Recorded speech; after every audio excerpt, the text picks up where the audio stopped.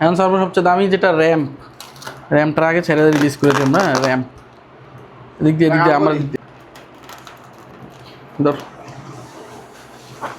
কামড়টা উনি দেয় আবার কোনটা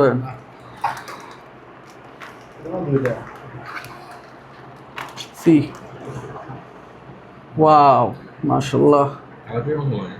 বাট ইয়া না ফ্যাটাফিটি মিক্স করতে গেলে এটা দাম হবে 5000